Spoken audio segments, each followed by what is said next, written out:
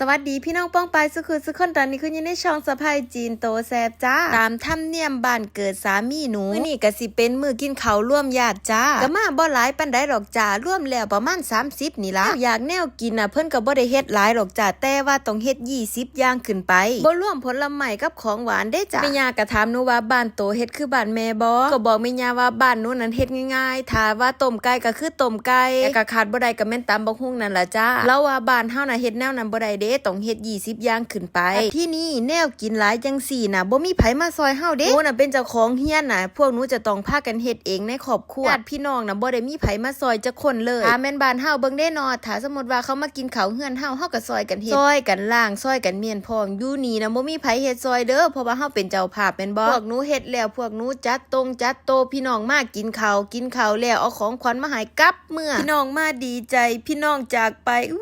น้ำตาจะไหลถ้วยกองเจงเพลงถ้วยจานหลายบ่พอได้จากกับข้าวนั้นเหลือหลายบักข้าวอยากแนวกินถึงแม้ว่าพวกหนูจะเฮ็ด20อย่างขึ้นไปแต่ว่าพวกหนูเฮ็ด2เท่าก็คิดเบิ่งว่ามันสิหลายปานใดน่ะอาจจะถามหนูได้ว่ากับข้าวหลายปานนี้คือบ่แบ่งกันไปกินคือบ่ฮ้อยเพิ่นจังซี่หนูสิเว้าสู่ฟังพ่อปู่หนูเพิ่นเป็นอ้ายผู้ใหญ่ถ้าฮอดปีใหม่นี่น้องนุ่งเพิ่นน่ะจะต้องมากินข้าวเฮือนหนูนี่เป็นเฮือนแรกที่นี่รอบต่อไปก็จะต้องไปกินข้าวตามลำดับซะไปกินฟังเฮือนพ่อปู่แล้วก็ต้องไปกินฟังเฮือนแม่ย่าพร้อมเด้แล้วทุกคนเชื่อบ่ว่ากับข้าวแต่ละเฮือนเหมือนกันเป๊ะนี่ล่ะมันจังเป็นสาเหตุที่แบบว่าเขาบ่พากันฮอกแนวกินกันให้พี่น้องเมื่อเบิดแล้วหนูก็ไล่ขาแม่ย่านั่นไปเซามีแห้งเพิ่นก็บ่อยากไปดอกแม่ย่าหนูนั่นแต่ว่าหนูก็ไล่ขาเล่านั่นไปเซามีแห้งบ่มีหยังเฮ็ดก็ไปนับเลขกับพ่อปู่ไปหนูกับคุณลุง2คนสิพากันเมียนดอกนี่คุณลุงเราก็เป็นตาฮักเราก็มาเมียนของซอยหนูมาล้างถ้วยซอยหนูล้างไปแล้วก็จมไปโอ้ยจะเป็นถ้วยหลายแล้วว่ะยามปีใหม่ฉันบ่เคยเฮ็ดเด้อแนวนี้แล้วว่ามีปีแรกนี่ล่ะที่ฉันได้เฮ็ดก็ล้างถ้วยไปน้ำจมไปน้ำแล้วว่าตุ๊ดจีนปีหน้านี้ฉันสิไป